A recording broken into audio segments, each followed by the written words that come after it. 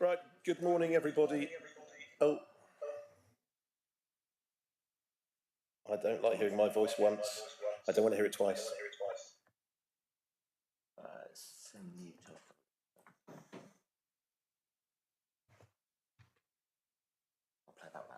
Okay. Right, good morning, everyone. Very warm welcome to this additional executive meeting on Thursday, the 10th of October. Okay, Darryl, can we start with apologies, please?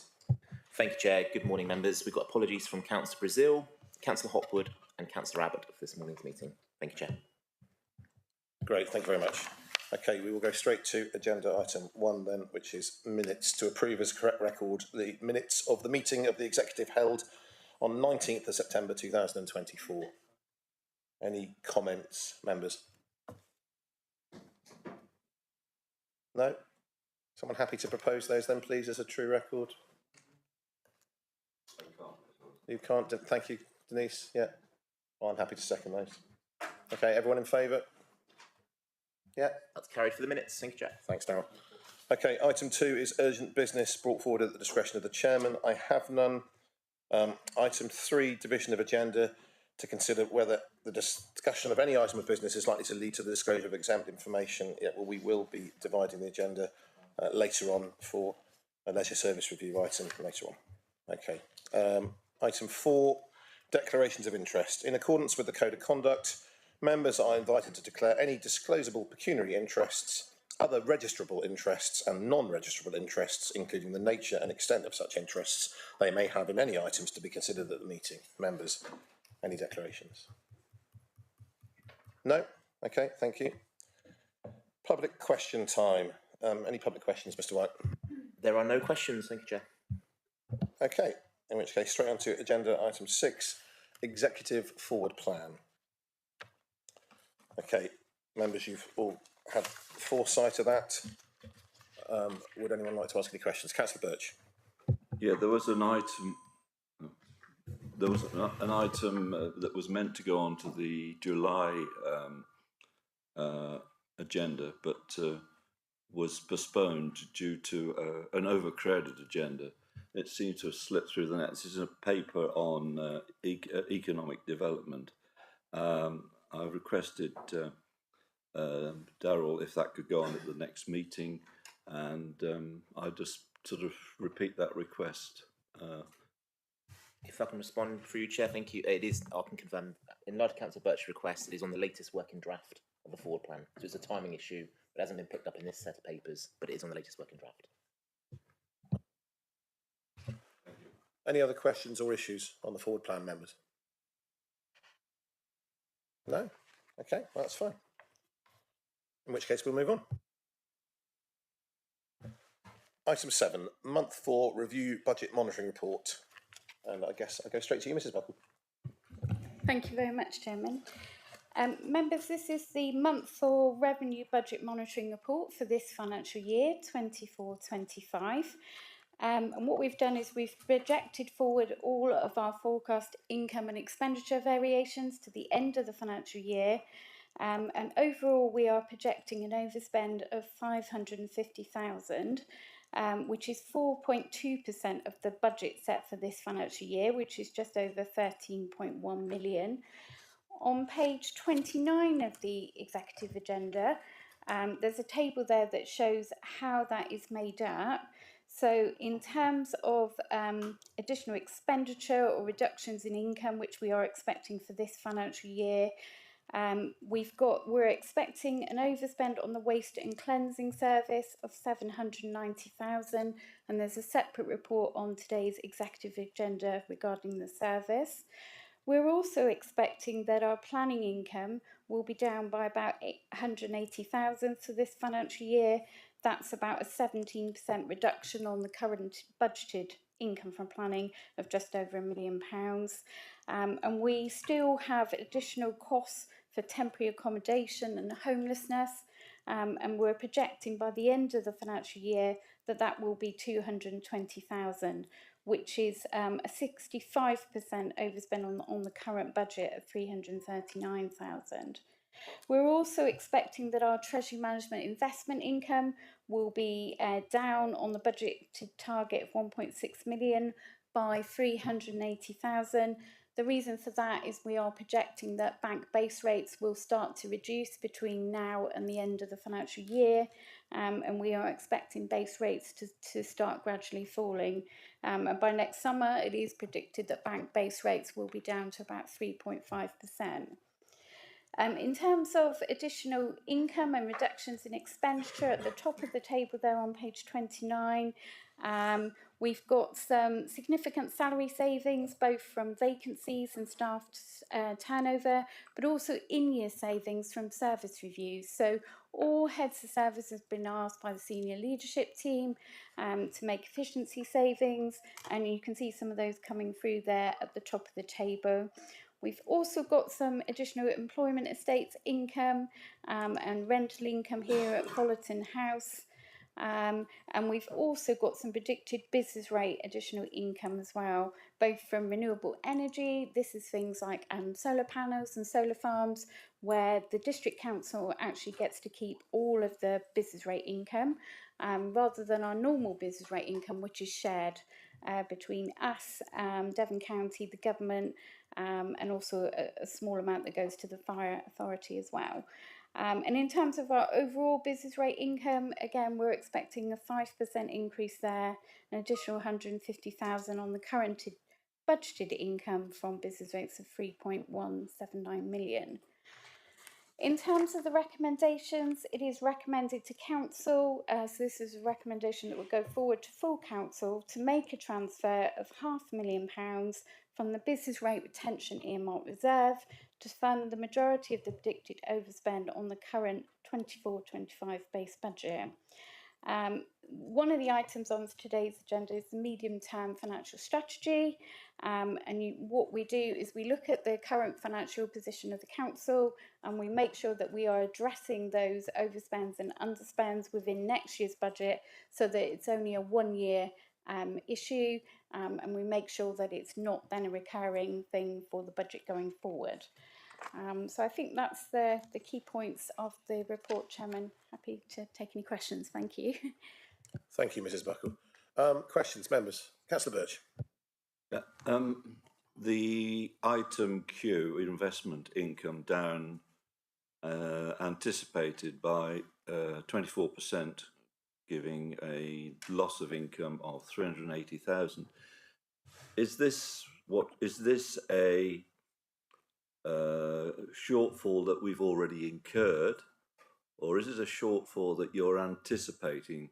Because the report suggests that this is because there's going to be these possible reduction in base rates, and then there's a mentions prediction for further reductions. In other words, I know this is not going to happen, but if we were to close the books now, would we have suffered this loss of income of 380,000, or is it predicted? Exactly that, Councillor Birch. It's not something we haven't got that reduced treasury management income yet, because base rates are still at 5%, but we are predicting that that there will be base rate cuts between now and the end of March. So that is where the 380,000 is coming from. At the moment, our investment return is still around 5.2%. So it is, we factored in what we think base rates will go down to by March next year. So we've looked forward. So if base rates don't fall as quickly as we are anticipating in the next budget monitoring report, which will come to members, that 380,000 may be less. Thank you. Councillor Kay.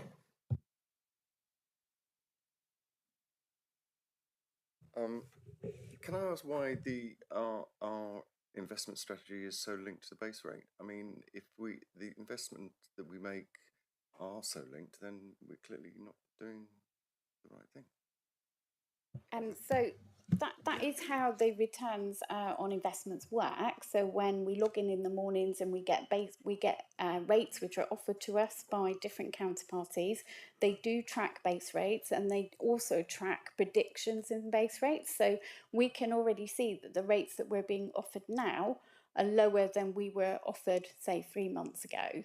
and that is because the banks are already building into their predictions of what they will give us on our investments what is going to happen to bank base rates. Now, we benchmark our treasury management income, so we're part of the benchmarking club. So we benchmark the return that we get against what other councils achieve, and we've always been in the top quartile. So because of our investment strategy and where we're placing those investments, we are getting a high return. We tend to keep our investments either short or long term, so we don't tend to invest more than a year. So we've got a great deal of liquidity in that we can access the council's cash if we need to, but we're also getting a high yield on those investments as well. And our investment tends to be banks and building societies in the UK, but we also invest in money market funds. We also have 3.5 million in CCLA long-term strategic investments. So all councils that make treasury management investments will see the same patterns that we are seeing, that it does track bank base rates. We subscribe, so we subscribe to Link Services, who are our treasury management advisors. So they will advise us if a really good rate comes up for, say, a year, and encourage us that if we've got some investments available on that particular day, then to invest with that. So they look at the rates as well as us being able to look at the rates and give us the sort of heads up if there's some good investments that we ought to think about investing in. Thank you. I'm a bit speechless to all that, but I'm just taking it from the point of view of a private investor. I mean, if you went into a managed fund of some sort, you would expect there to be a 10% return on your investment. You know, that sort of as an average, and it's not dependent on the base rate. So I'm still, despite all of the stuff that you just said there, I still don't understand why our investments are so dependent on the base rate. And yeah. We've got a treasury management report coming to the audit committee on in October on the 17th. There's a treasury management report on there. I think in the past we have sent out that benchmarking report to audit and governance committee members, so we could see how we are benchmarking our yields against other authorities, and we were in the top quartile for that. I think the money market funds, they do invest in property as well, as do the CCLA. We're getting a lower investment return on CCLA. It's more around 3-4%, and so that one doesn't track base rates because they are long-term strategic investments. But the 3-month, 2-month deals, 1-month deal that we do with Debt Management Office, which is HM Treasury, those do track base rates. So there's a mixture.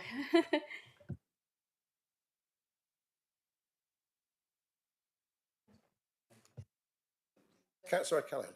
Oh, sorry, Ms. Angel, do you want to come in? Sorry, I was just going to say, just to add to that, it's within the constraints of our treasury management strategy. So members set that at full council, and it is quite risk averse. We're looking at liquidity ahead of the rewards we get. So yeah, it's a lot to consider. Thank you for that. Councillor O'Callaghan.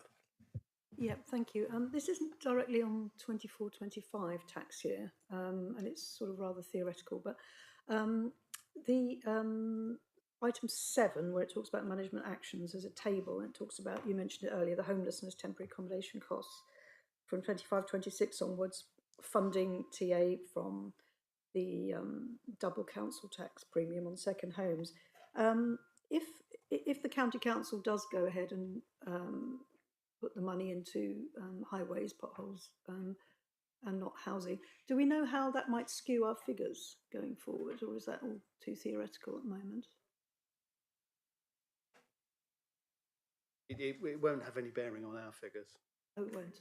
No, the figures in here reflect the income stream to us. Clearly, if the county council were to take a view that that money should be invested in for housing purposes, that would be an additional benefit on top of the monies that the districts have within their budget. So it wouldn't affect the existing figures we have here?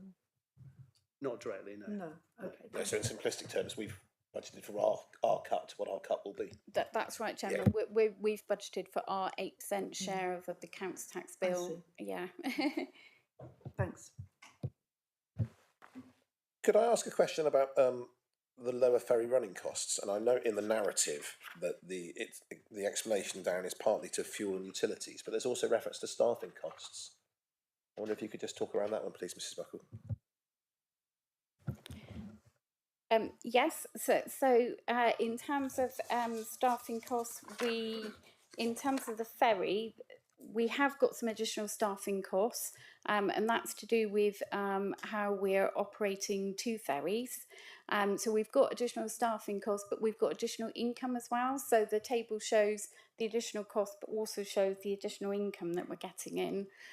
So they do, in part, sort of net each other off. But yeah, that's something that we trialled last year, yeah, and are looking to continue. Any other questions, members? Yes, Councillor Taylor. Providing you finish with the executive.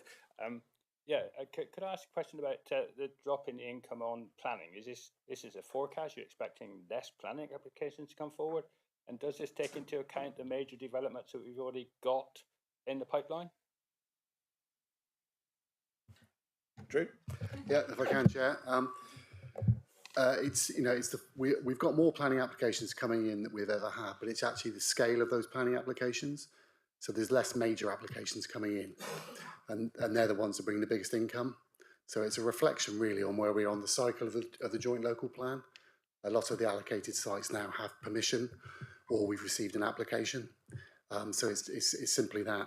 So the demand's high, but the income unfortunately is less. There's also the effect of the housing market at the moment, and there's been a bit of a lull for the last year. We expect that to pick up.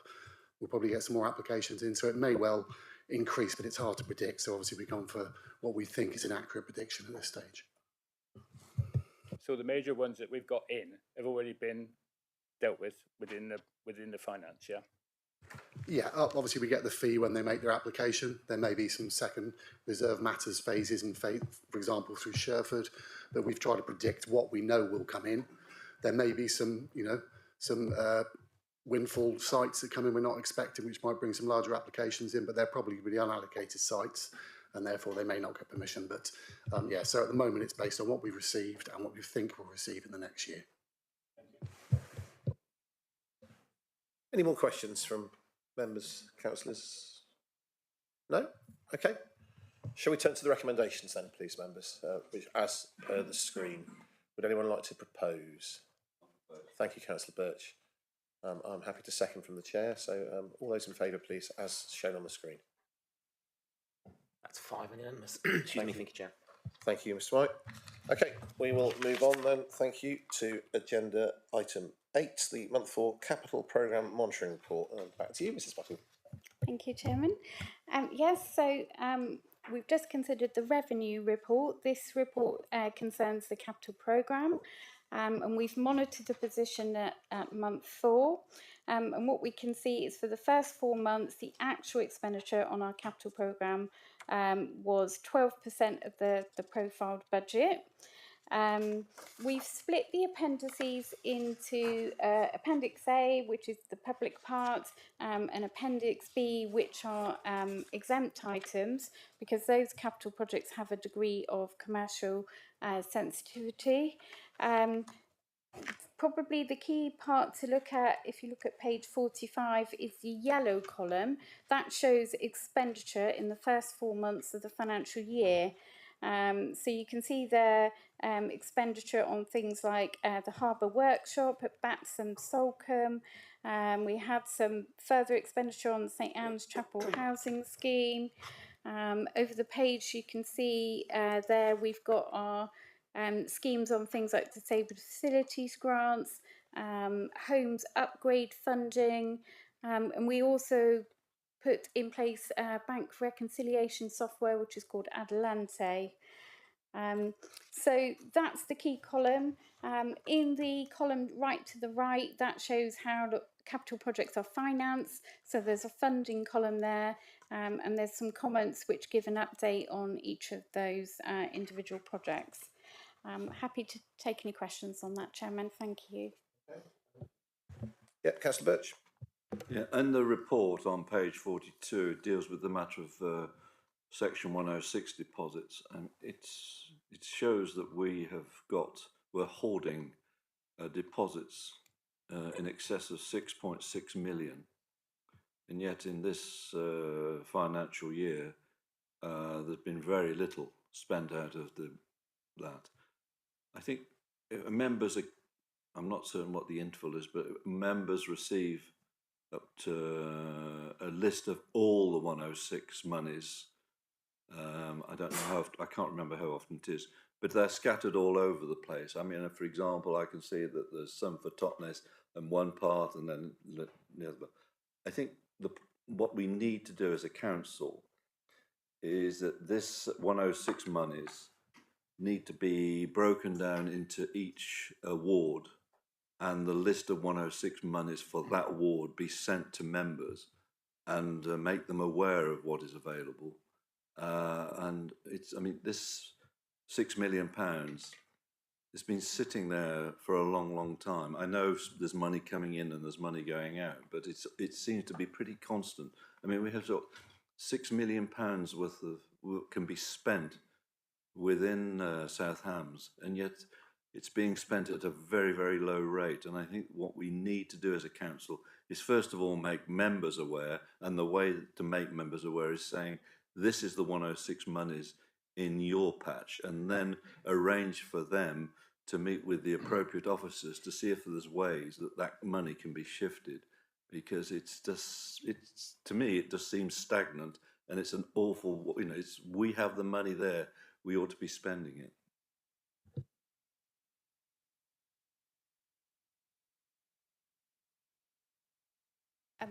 Thank you, Chairman.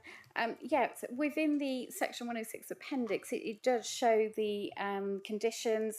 So many of those Section 106s, for example, have either sort of 10 years or 25 years end date within which they need to be spent. We try to put them in categories so that some of those are for affordable housing, some of them are for OSSR, sort of sport and recreation. I'm sure we probably could take that appendix and split it between all the different areas for members and send members an individual list of ones, particularly in their areas. I'm sure we could ask the Council Section 106 officer if they could do that for members. Thank you. Chief Executive was just reminding me, and of course we had from Alexis Huggins at the previous exec, we had a paper that highlighted OSSR money, about £1 million, sent it to Ivy Bridge, because I remember I spoke about the fact that some of it had come from my ward, in fact. So I mean, it's clear that it is it's a lengthy process. I mean, some of the money is getting earmarked, isn't it, for projects that haven't come to fruition yet because they're in the building stage. I take the point though, Councillor Birch. I think it wouldn't hurt at all for members to be far more aware of what money is potentially available out there in their wards. But I know some of it is constantly being earmarked, isn't it, through larger schemes. On this particular issue, on 106, any other questions from exec members? Mr. Brooks, do you want to come in? Sorry, thank you, Jim. Just quickly, I totally agree with the point made, which is transparency on what it's for and how it's spent is absolutely paramount, and ensuring that we spend it making the biggest difference to our communities is, of course, the key, because it's there to offset, essentially, some of the challenges that come with development. I just would see a large number not as a negative but as a positive. You've got to remember that if you secured the funding, you're doing your job right, you're delivering the policies under the Joint Local Plan to get the money. So I think it's a crude metric, that's all I'm saying. So I agree with your point, but I also celebrate the fact that we have very strong policies that are able to get us the money in the first place. And there are, as you know, it's not on the forward plan yet, but there is significant open sports and recreation funding that's going to come for the exec to consider in January. We had the Ivy Bridge spend of over £1 million. There is held in that pot over £1 million to do with Langage, and it's a bond effectively. It's not money we're going to spend. It's going to sit there forever. So that's £1 million that just remains on the books. And there are some ancillary benefits to holding money. And we talked about it in the last item, which is that it gets part of our treasury management. So not dismissing the very good point you made, but I think there's a bit more to it than just seeing a figure, I suppose.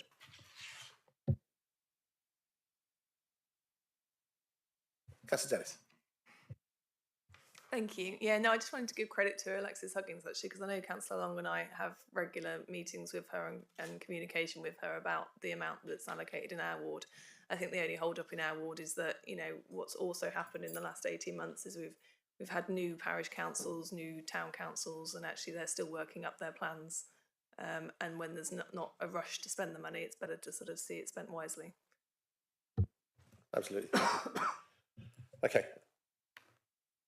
Other questions on the rest of the report, which for noting members? Any other questions? No? Okay. In which case we'll move to the recommendation then, that the exec notes the content of the capital programme monitoring report. We all happy to note? So noted. Thank you very much. Okay, we will move on then to agenda item 9, medium-term financial strategy. You again? Thank you, Chairman. So yes, this is our strategic document, which is the start of the budget setting process for the next financial year, 2025-26, and also looks forward for the next 3 financial years to 2027-28. Just picking out some key points within the report. So with regards to the modelling for the next financial year, currently we are predicting a budget gap of just over £900,000, and then looking forward to 26-27, just over £1 million. Now, I just wanted to say there are a lot of assumptions within the modelling, because we haven't had the draft finance settlement yet from government. That doesn't come out until just before Christmas. So this is very much predicated on what we think may happen for next year's financial settlement. And what we think will happen is that there will be hopefully very little change, and probably we are predicting what's called a rollover settlement, in that the financial figures that we have for this financial year are very likely to be rolled over with very similar funding for 25-26, but a big caveat around that, because we just don't know until there are any government announcements around that. And similarly, obviously the Chancellor's budget announcement is coming up at the end of October. Whether there is anything in there about local government finance, we will have to see. So in terms of the budget gap going forward, for 25-26, that's just over £900,000. If I turn to the appendices, which are on pages 69 and 70 of the agenda, obviously we've predicted forward things like salaries, provision for a pay award. Again, we've made assumptions about what that would be, so we've just assumed that that will be the same as the current projected pay award for 24-25. We've projected forward that we will need additional funding for the waste and cleansing service, so we've put in there a cost pressure of £600,000. We've projected forward things like national living wage and national insurance, and we've projected forward that we will need to reduce our treasury management income target for 25-26 by £600,000. So it's 1.6 million at the moment. We think we should be setting a base budget of more like £1 million for treasury management income for 25-26. In terms of savings and additional income identified, we talked earlier about the fact we've asked all heads of service to make efficiency savings within their service reviews, and you can see those set out there on page 70. For example, planning savings from the establishment, IT savings from planned contract cancellations, customer services efficiencies, efficiencies within the environmental health service. We've also done a procurement of our utility costs. We are expecting things like our electricity costs to come down significantly, and not much changes in terms of contributions to or from earmark reserves. Within the report, there is a background appendices where we've talked about things like business rates, council tax. So a 1% increase in council tax generates 78,000 of additional council tax income for the council. And we have modelled forward 2.99% increase in council tax for 25-26. That is modelling at this stage, and you can see there on page 77 it shows an actual council tax average bill for 24-25. So an average Bandy council tax was £2,372, and the South Hants District Council's proportion of that was £190.96. So we get 8% of a average council tax bill. The majority of that bill goes to Devon County Council, some goes to the fire authority, some goes to the police authority, and some goes to the average parish and towns. We've also projected forward business rate income, and the big unknown, if you like, is new homes bonus. So on page 80 there, we've been told for a couple of years by the government that new homes bonus will discontinue, but we are assuming, we haven't heard to the contrary, we are assuming that it may continue for one more year into 25-26. And you can see there, in the current financial year, we got an allocation of new homes bonus of just over £700,000. So it is quite a significant funding stream for the council, as is Rural Services Delivery Grant, which is where the government give grants to rural authorities such as South Hants. Our share of that grant was £554,000 for this financial year. Again, we are assuming we will get that again for the next financial year. There's also something called the funding guarantee. That's another government grant which was brought out a couple of years ago. And again, the current financial year, we're getting just over 600,000 for that. So again, we have projected forward that we will get a similar amount for the next financial year. I'm very happy to take questions on that, Chairman. Thank you. Thank you, Mrs. Buckle. A very comprehensive report. Thank you to you and your team. I think we should probably also at this stage thank heads of service as well. I mean, the cost savings around the exercise they've undertaken that you alluded to on page 70 is impressive, and I think, you know, as councillors we're very grateful, I'm sure, to see such efficiencies and you know, such drive to make the business stronger. So that's great. Members, would you like to ask questions on this? No, are we happy? Councillor Dennis?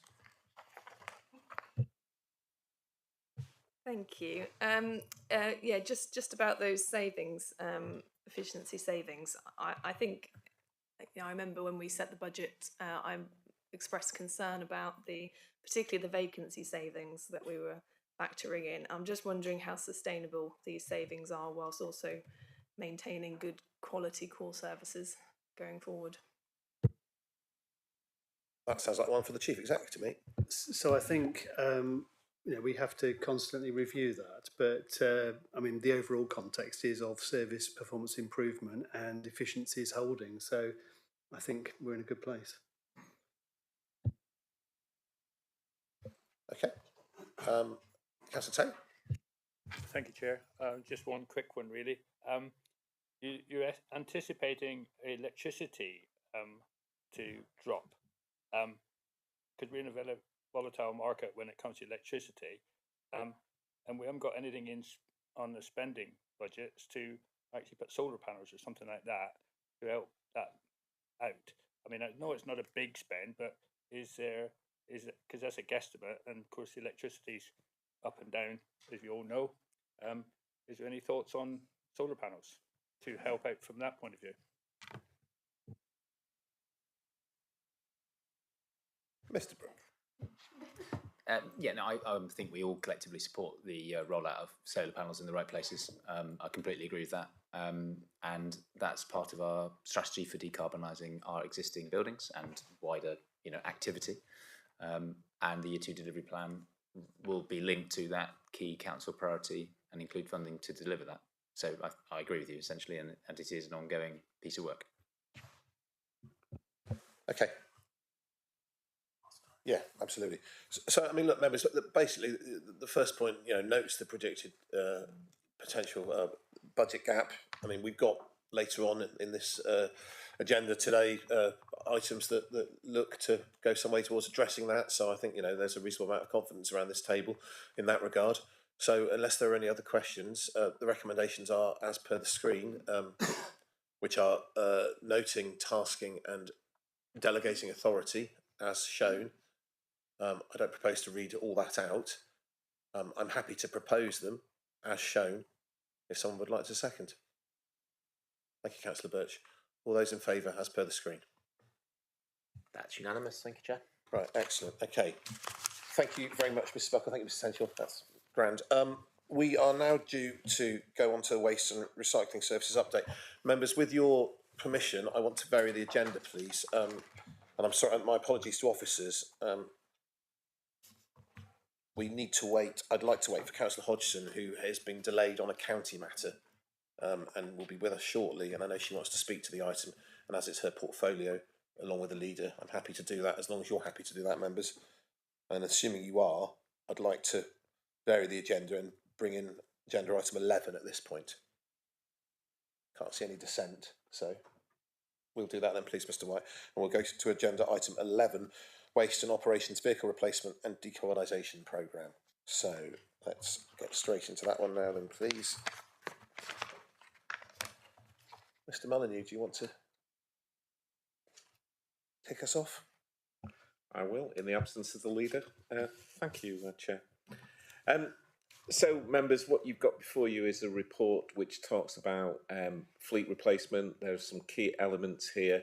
In terms of the way the fleet replacement has been done in the past, it's been done in chunks, which is not ideal, rather than a smooth replacement programme of 2 or 3 vehicles per year. So what we're faced with at the moment is most of our RCVs, which are our refuse collection vehicles, so the bits, the wheelie bins, the black wheelie bins go on, are due for replacement. They are 9 years old, and as a result of that, they are costing more to maintain. As a result of that, there are more operational breakdowns, which then impacts the service delivery, and they're all at the point where they need replacing. Each one of those costs around about £240,000 to £250,000 for the large ones, and about £880,000 for the small ones. So we've got a big chunk of vehicles that are actually at the end of the life and are now starting to cause operational difficulty. I've worked with the Section 151 officer as to how we can fund that. We have at the moment been putting in £550,000 a year into a vehicle reserve. We use some of that vehicle reserve to buy the new recycling trucks, so we need to basically borrow money. So what we're proposing here is to borrow over the 9-year period £3 million, which will enable us to place orders for those vehicles for delivery from around about April next year. In terms of so that is effectively recommendations 1, 2 and 3, and then recommendation 4 requests that we have obviously waste vehicles, and then we have the rest of the fleet, and this is the whole fleet that is covered by this.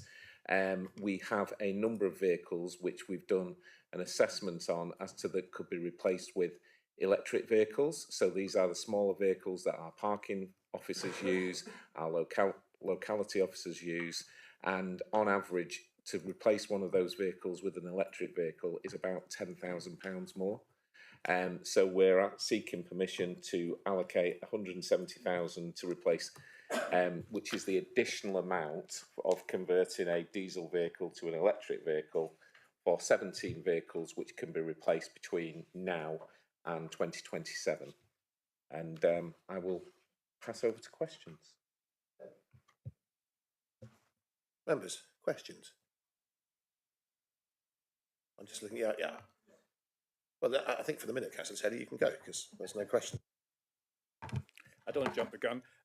Could you give us a percentage of the electric vehicles we already got in the fleet? Because I know we've got some, and we were looking at this quite a time ago.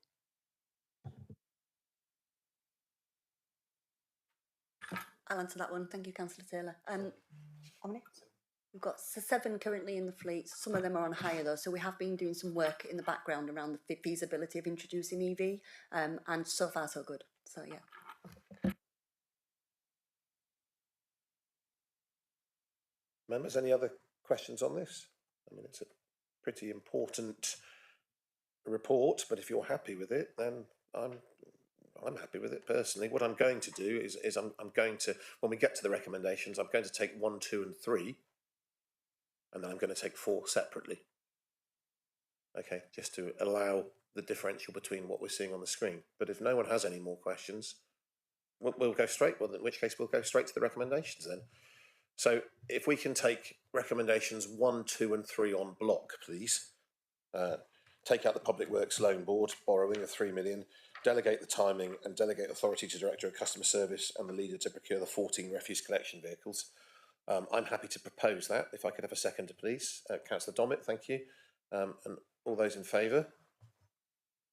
That's carried for recommendation 1. Thank you, Okay. That's 1, 2 and 3, Mr White. I think that was.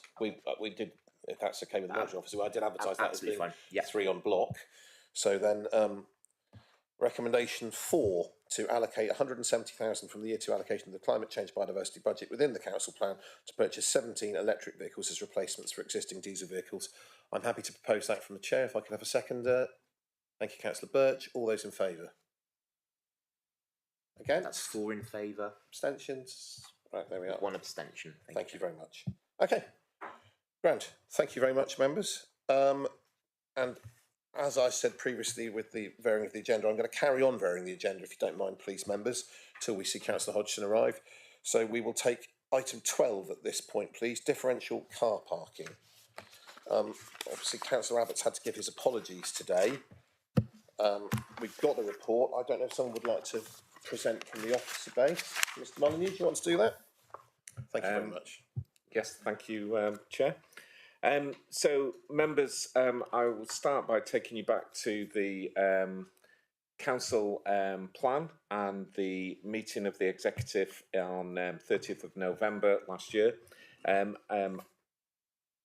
1.3 refers to the fact that we've held car parking levels at the current level since 2021, and that the administration has an ambition to implement a 2-tier parking structure so that we can, in effect, keep delivering our services without adding an additional burden onto residents and council taxpayers.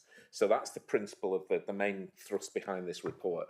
So what we were asked by the leader and the administration to do was to basically come up with a proposal of what we've called differential car parking, which basically enables residents to pay the same rates, which is what this is proposing, and visitors to pay a higher rate.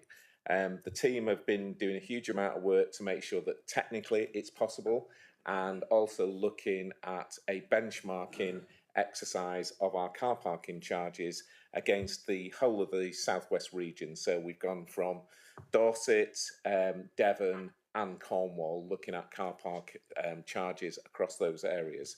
And what you've got is a clear, particularly at the lower time period, so an hour and 2 hour, where we are significantly cheaper than the majority of what you would class as premium car parks, so places like Padstow, Newquay and so on, compared to what I would class premium car parks.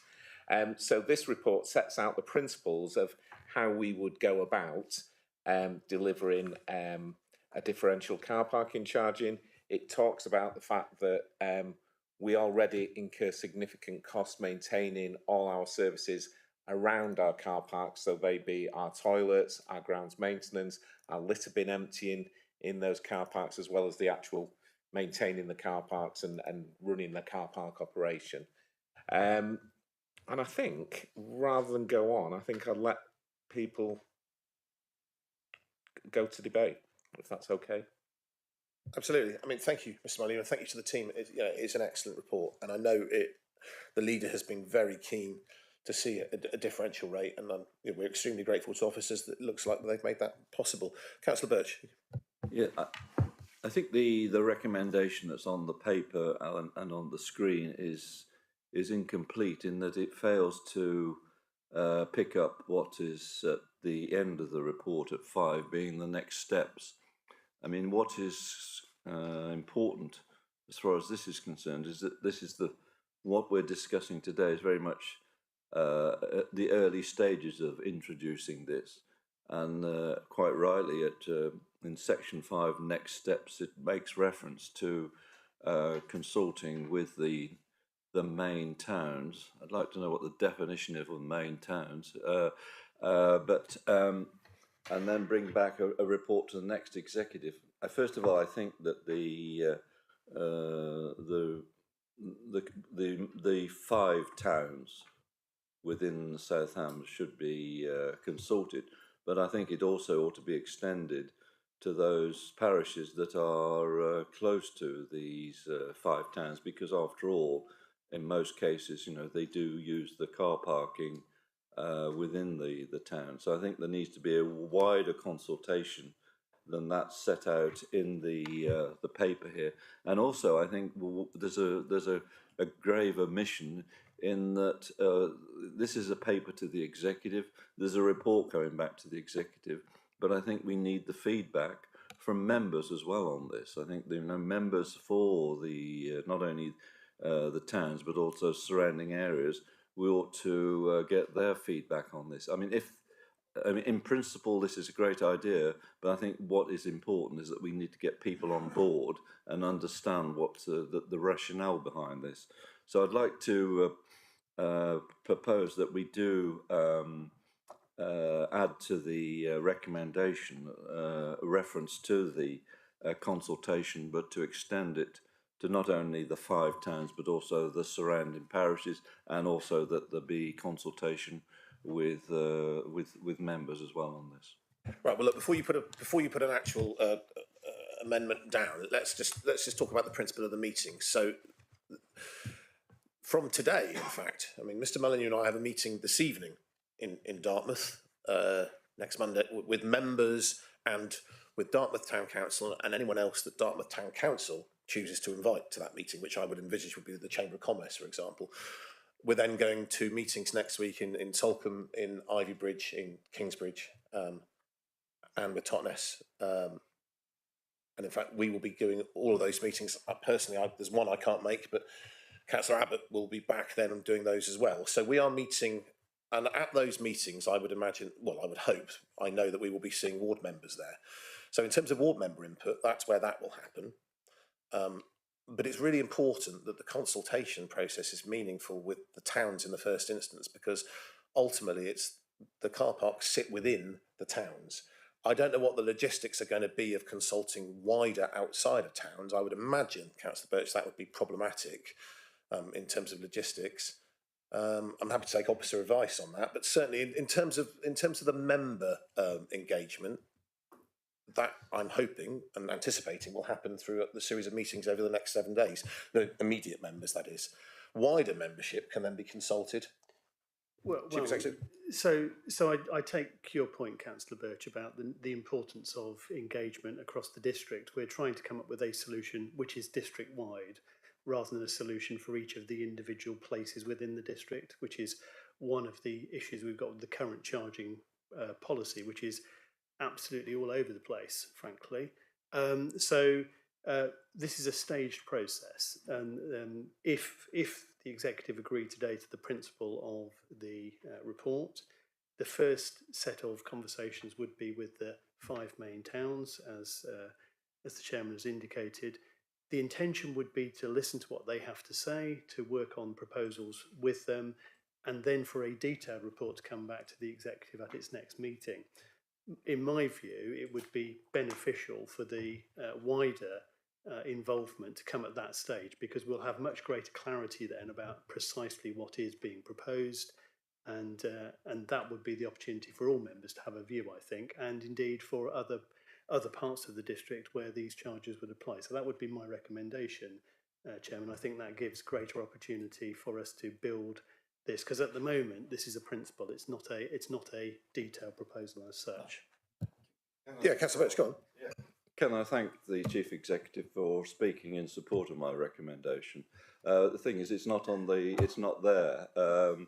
You know, it appears to the outside world that this is a done deal and we're not consulting. You know, that's not the case. If it isn't the case, what the chief executive has just said should actually be dealt with in this recommendation. The fact is, you know, it's early stages. We are consulting. I just think, as far as the consultation is concerned, you mentioned that it may be problematic consulting the adjoining parish councils. And you just send to them the papers and say, please let us have your comments on this by whatever date it is. You know, it doesn't entail a visit, because at each of these parish meetings, there are members of the local members should be there explaining what's going on and to take the views. I think we need to be seen not to be sort of carrying this through without consulting, you know, the people who matter in this, the people who use the car parks, or the town councils, the parish councils, who are right, you know, who take the flak when there are problems. I'm going to come to Mr. Fairburn, and then I'll come back to you, Councillor Birch. The points made by Councillor Birch are fair ones, that in the sense that any consultation that we undertake should be meaningful and at the formative stages. What I was going to say is that once we've gone through the initial process, obviously if we want to proceed with these proposals, then they'll be subject to statutory consultation in the usual way, because there's a car parking order to be made. Thank you. Look, Councillor Birch, what we're trying to do here is we're trying to talk to the people exactly what you've said, the people who are most affected. And the people who are most affected in the first instance in car parks in our towns are the town councils and the ward members. And wider than that, the chambers of commerce, the interested businesses, those who actually live and work and operate in those towns. The leader has made a very clear commitment that those are the first people that he wants to talk to in a meaningful sense, without anything having been decided at all. And that's the point. Nothing has been decided. I heard anecdotally somebody say, well, you know, it's all already been decided. Absolutely not. On record, nothing has been decided. That is the purpose of the meetings. I'm very happy to commit, if we are able to do so, that we can pass on the reports. Yeah, absolutely. Yeah. So, having had a conversation with the Deputy Chief Exec, suggestion would be that we have the first round of meetings. Absolutely take your point, Councillor Birch, about the importance of the consultation. Once we've done that, we have an all-member briefing. Okay. And at the all-member briefing, we can brief all of our 31 members about what the proposals are, with as much detail as we then have available, and ask our members to then be part of the process of, which they always are, of conversations with relevant towns and parishes. That will help us to make sure that all parts of the district are then consulted. There absolutely is a commitment that we will. This is a three-stage process: principle today, detail at the next executive, and the executive beyond that would be the one at which the formal statutory consultation would happen. But what we don't want to do is to simply go to that stage. We want to build this with our towns so that it works for them and for the district as a whole. Although, of course, it is worth noting that 50% of the members will know about it already, because they represent the 5 main towns. Okay, how about a compromise? How about adding to the recommendations? Proceed in accordance with 5.1 of the report. Yes? Right, okay. Very happy with that, Councillor Birch. Okay. I come to members of the exec. I'm also obviously going to come to other members as well, but I'm going to come to members of the exec first. So, Councillor O'Callaghan. Yeah, thank you. Just from what John Birch was saying, I agree with that. We need to be seen to be consulting widely. I mean, would there be a mayors and clerks event, for example? So the leader has already briefed the mayors and clerks. There's already been a mayors and There's clerks. been a mayors and clerks already, and the commitment made by the leader at mayors and clerks was to hold these 5 meetings with. That was when he made that offer, which he wants to do, and which we are doing, as I say. Unfortunately, he won't be able to do tonight because he's unwell. But Mr. Molyneux and I will be going along for the first meeting tonight in Dartmouth, and then more next week. That came out of mayors and clerks, but more importantly, it came out of lessons that this executive learned through the Dartmouth Park and Ride, where we learned that actually the best thing to do is to be talking to towns and representatives in towns before we make any decisions. And that is precisely what we are doing this week. Yes, exactly. But also, you know, people do drive from villages to park in the towns. So we do need to be seen to be, you know, We the, do, the but car parks are in the towns, but people go from the villages into the towns. we fully accept that, but there has to be a point. I mean, I live in a village outside of Ivybridge, and I go into Ivybridge, but I'm not sure I would expect as a parish councillor in a village outside of Ivybridge, and I am a parish councillor in a village outside of Ivybridge, I wouldn't necessarily expect to be consulted in the early stages on car parking charges in Ivybridge. No, as if I was a town councillor in Ivybridge, as Councillor Dom is, then I would. Yeah, so long as everyone's had their say, that's great. Just to say that this does sound like an interesting scheme and innovative, and I think it's one of the first in the country to be perhaps proposing this. So I gather it seems that residents' prices would be pegged, from what I can gather. Residents' prices would be pegged, so there would be a two-tier in that system. That the rise would be for visitors, and that might seem to be fairer to residents. And we haven't increased prices since 2021 or whatever it is, and obviously that's quite a long time, and inflation's gone up quite a lot since then. So it would seem to be a fair way of dealing with it. I mean, there are obviously, this is in principle, and the devil's in the detail as ever. But for example, on 4.6, I mean, I see that 60% or so of parking transactions are via cashless apps now. That's kind of less than I would have thought, and some people, older people, perhaps would not be able to or want to use an app. And they seem to be getting an extra car parking, an extra hours car parking, instead of being able to use, the residents' discount scheme. So I'd be sort of somewhat concerned about things like that. But as I say, this is in principle, so and there'll be a lot of consultation. So these sort of things can be sorted out. But I think it's a very interesting idea in principle, and it seems to be fair in that residents won't be bearing the brunt of the price rises. Thank you, Councillor Callan. Ms Molly?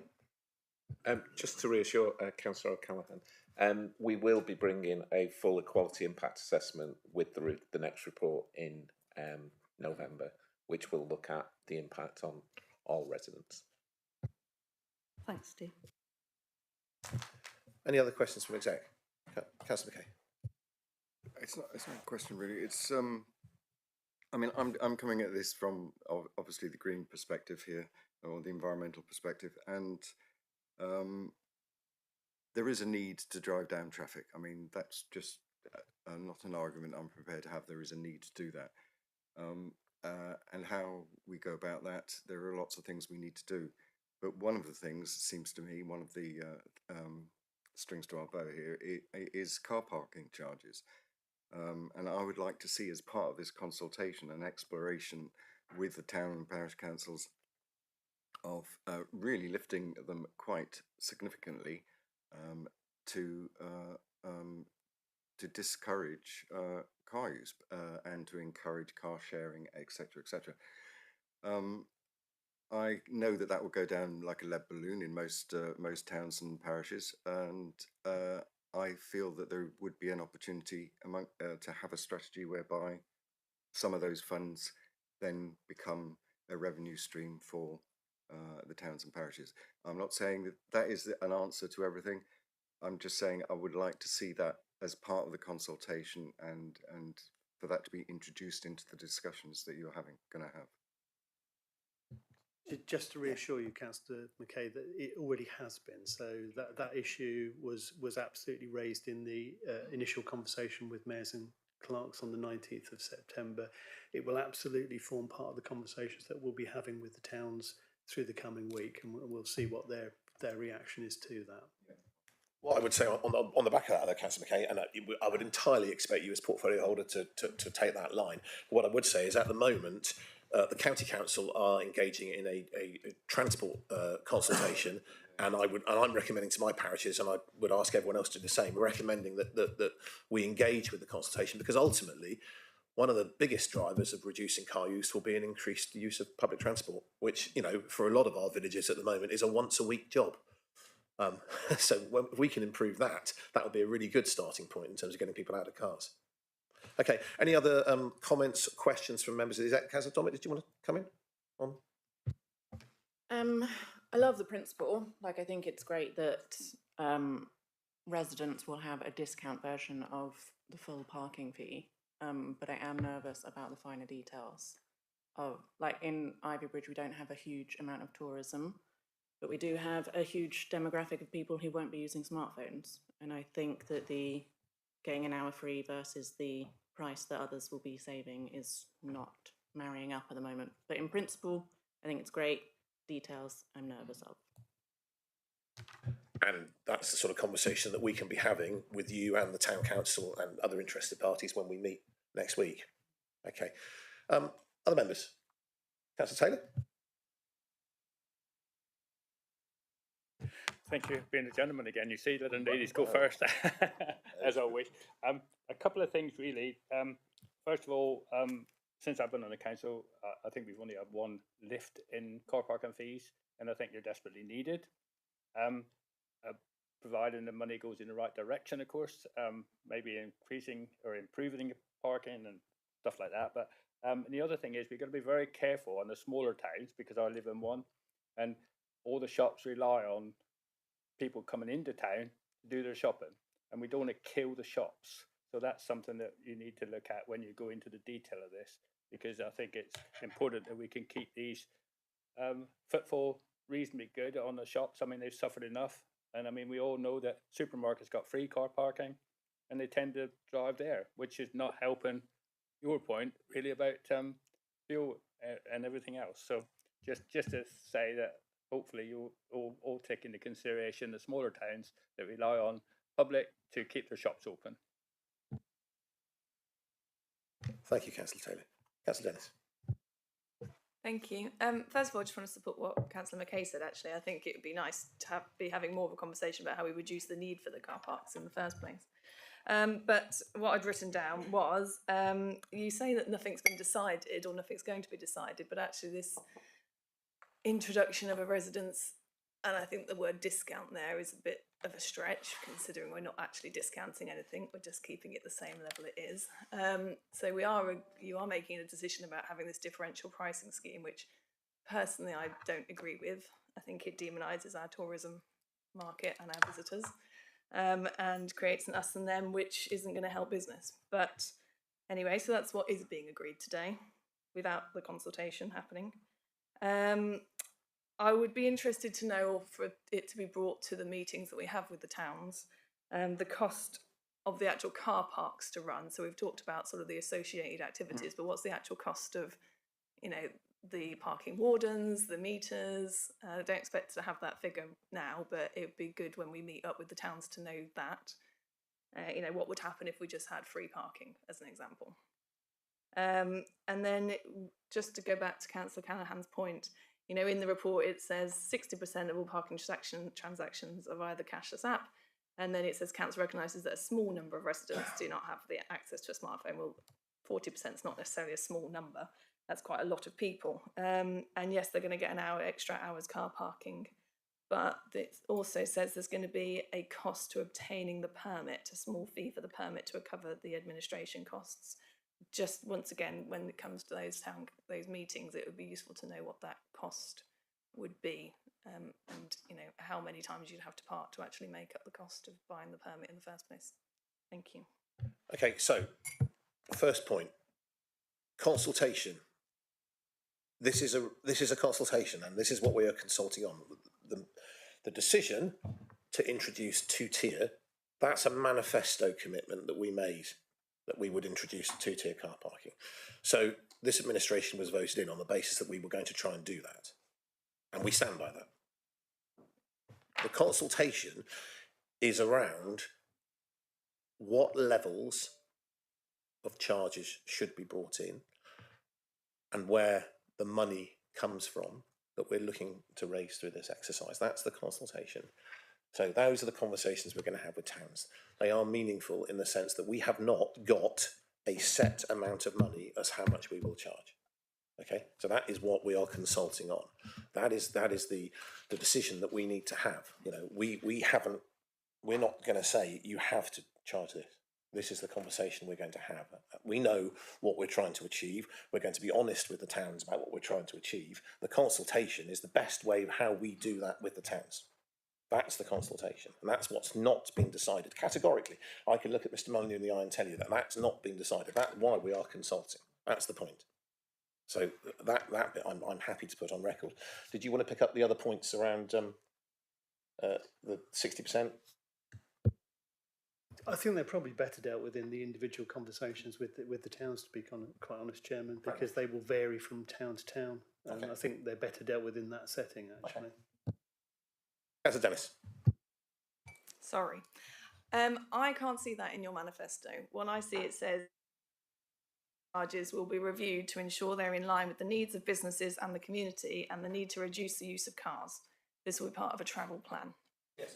I can't see anything about a differential residents versus visitors car parking but this is our interpretation of it, in the sense that this is how we think we're catering for the needs of communities, because I think by putting prices up for residents would not be catering to the needs of communities. This is how, and I'll give you an example of for why. I took my family to a car park in Councillor Taylor's ward, Bigbury car park, Bigbury Beach, and I went there Sunday before last, and it's the first time I'd been there actually since we didn't run it anymore, because of course we don't run that car park anymore. And I am able to use an app, and when I put my details in, I found that it was going to cost me, I can't remember whether it was £4.60 or £4.80 to park for 2 hours. £4.80, thank you, Councillor Taylor. We didn't drive away. We're local, we didn't drive away. We had our children in the car, we were taking them to the beach. We paid that money. People who come down here on holiday are not going to park it, are not going to turn up at a council car park and see a price which frankly they're probably paying in their own area anyway, if not more, and drive away. That's our feeling around this, you know, and I disagree with you, as it happens, on demonising tourism. I don't think that we're doing that at all. I think what we're doing is we are charging a service of our tourists that they don't pay in the form of council tax to support the economy of the South End. So I don't personally see any shame in that. In fact, quite the opposite. I think that's to be celebrated. Okay, and that was agreed, thank you, Chief Executive, in the meeting on November the 23rd, that car park charges be held at their current level, and that in principle a change to car parking tariffs be implemented at such time as it can be done under a two-tier pricing structure. Yes. So that has actually already been agreed in principle. But the point I'm making publicly is that I don't agree with you on demonising. I think what we're doing is important and necessary. Councillor Taylor. Yeah, I just wanted to come back on the Bigbury one. That is, just to make it clear, that is privately owned car park and not South Hams anymore. It is, but to make it clear, in that privately owned car park, as a resident, I'm having to pay £4.80. They actually park on the street.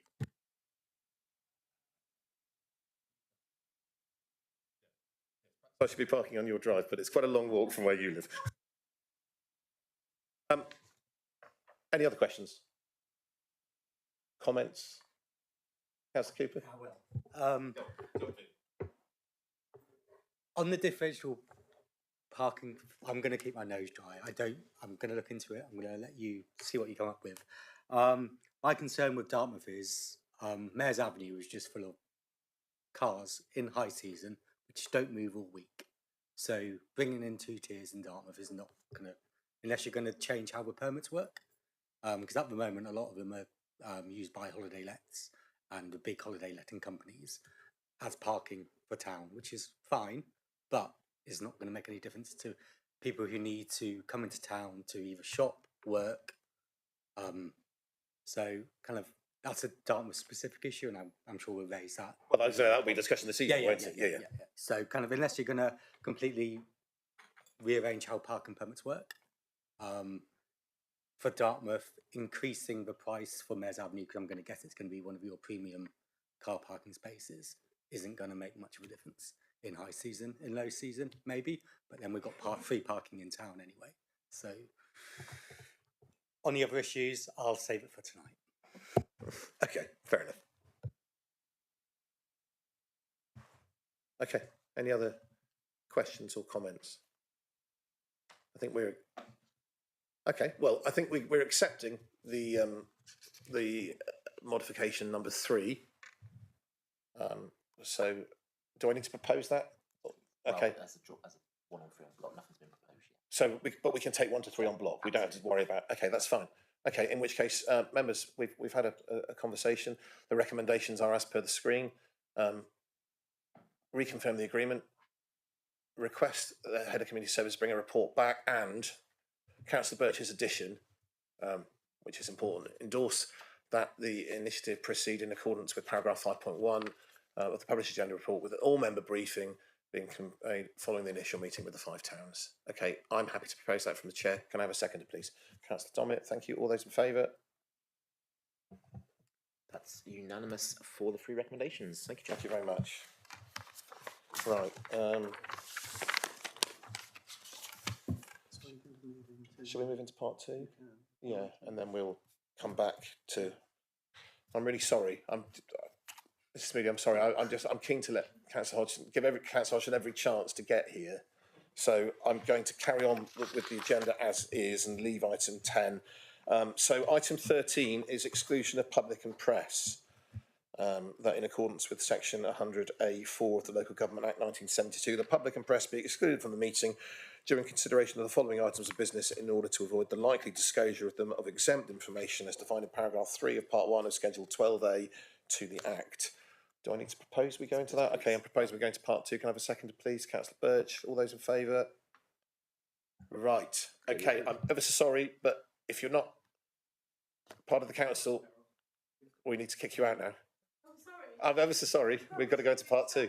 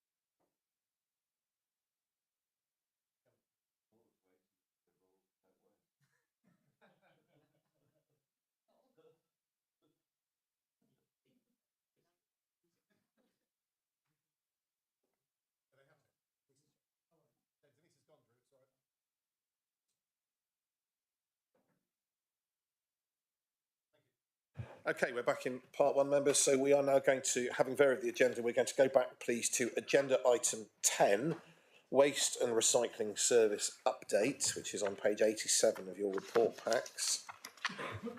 Councillor Hodgson, did you want to talk? Did you want to introduce this in the absence of the leader? Because it's your name on the paper as well.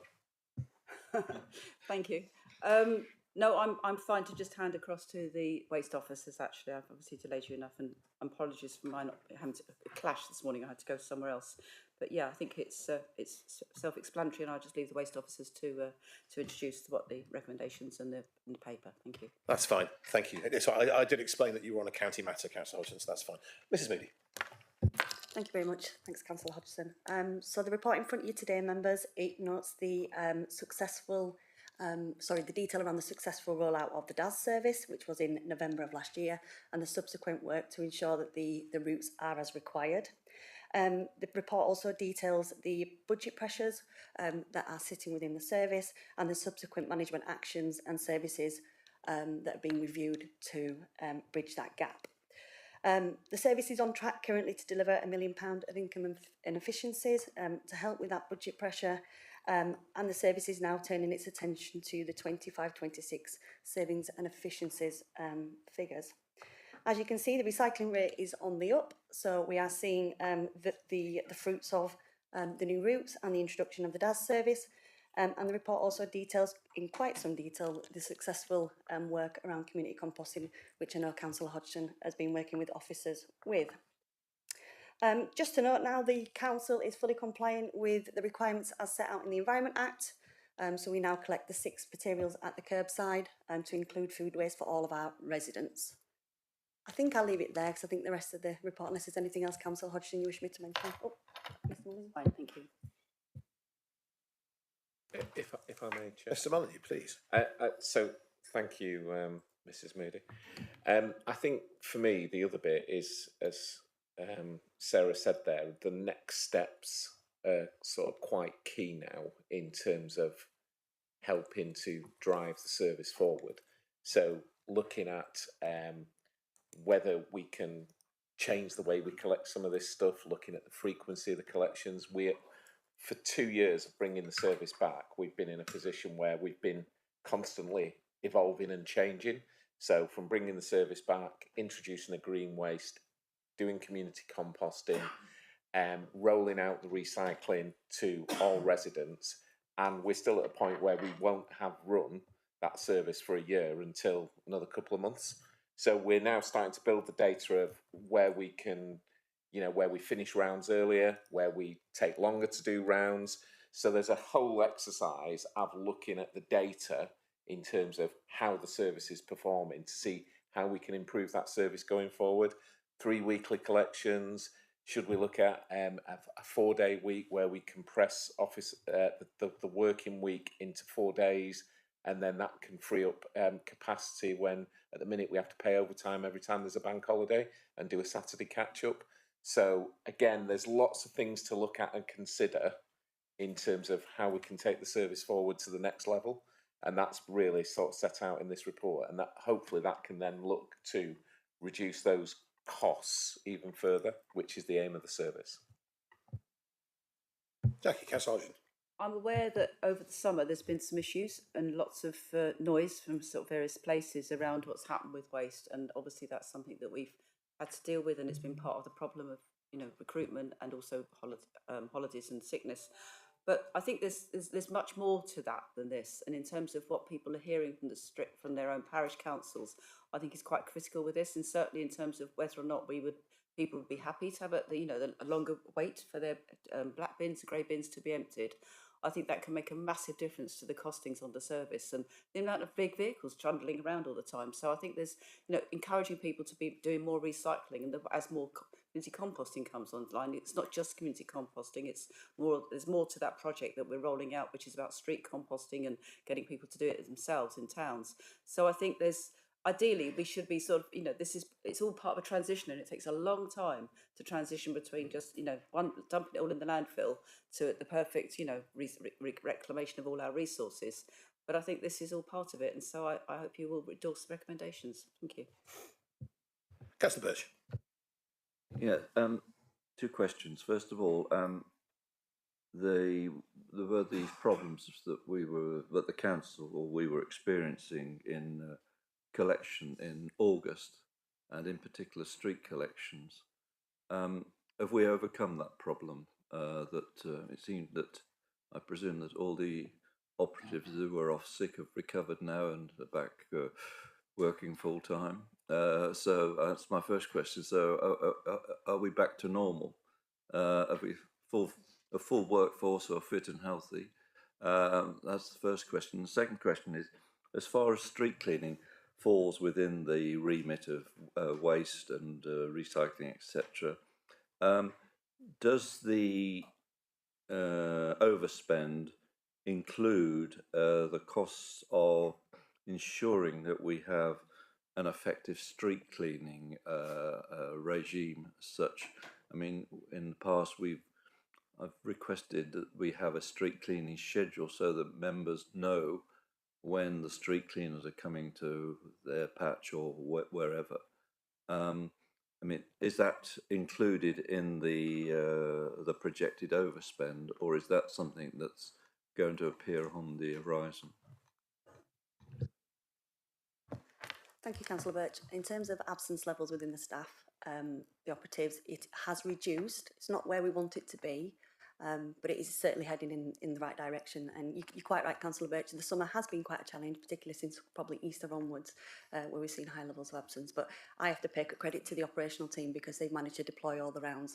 And yes, we've seen a slight spike, I guess, in the number of miscollections, but it's nowhere near the any levels of concern, I would say. What about street cleaning? In terms of your second question, Councillor Birch, so clearly, you know, there is a capacity issue in terms of management here to sort out. So Sarah's team have been, in effect, working on delivering £1 million, taking £1 million of cost out of the business, at the same time managing the day-to-day operation. And I liken this to, this is the same as, you know, changing an aeroplane from a propeller aeroplane to a jet aeroplane while you're flying it. And that's where we're at. In terms of street cleansing, in terms of street cleansing, the plan is that we are looking at street cleansing, and the plan is to move street cleansing as part and combine it with the grounds maintenance service, because it makes sense that street cleansing and grounds maintenance are in fact the same things.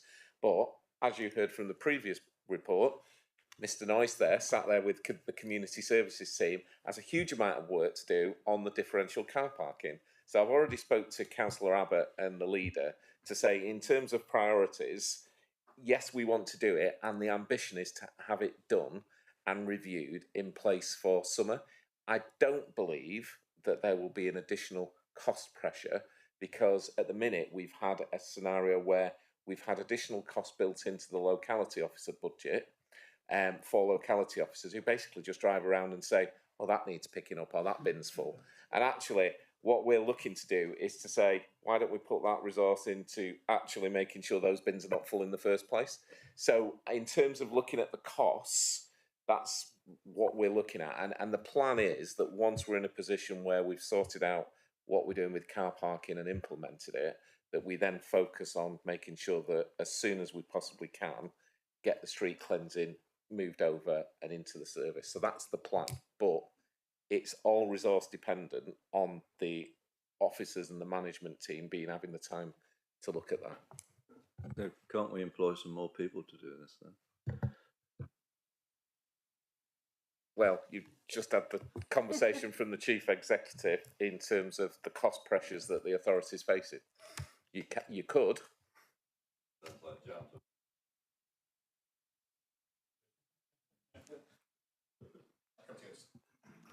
Thank you, Chair. I would add, Councillor Birch, in terms of street cleansing, whilst we're not where we want to be, we haven't left it on the too hard pile, if you like. So we have had some conversations, particularly with Dartmouth at the minute, of a trial site. So the idea is we want to strategically place our sweepers in the towns or the nearest distance to where they're going to be going, because we've got quite an aged fleet in terms of the sweepers. We know that. They do quite a lot of travelling.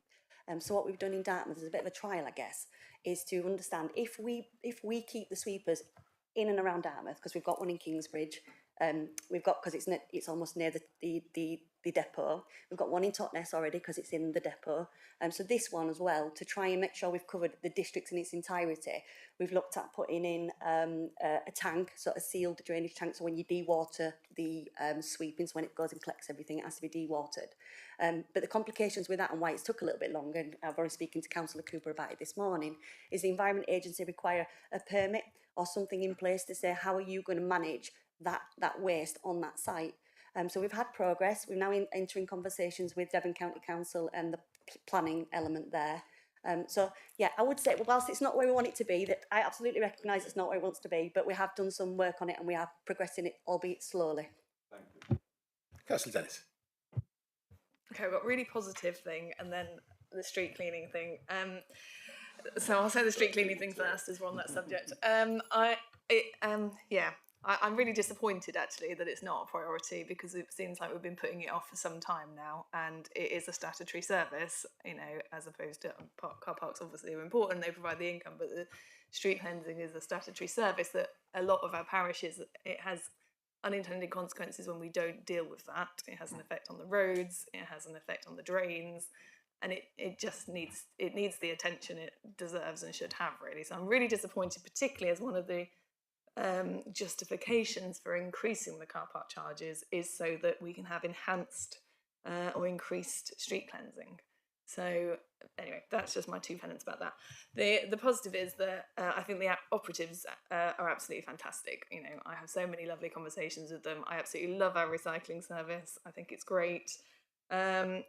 And what's happened in terms of the trade waste is just brilliant. Actually, I've been calling for that for a long time, and to see so many businesses now signed up to that scheme and recycling and getting rid of their waste properly and responsibly is great. And I think the suggestions in there about the bottle banks and the recognition that, you know, they are being used by commercial businesses, particularly holiday homes, is completely true, and I see that every day. So I would support the recommendations in there about the bottle banks.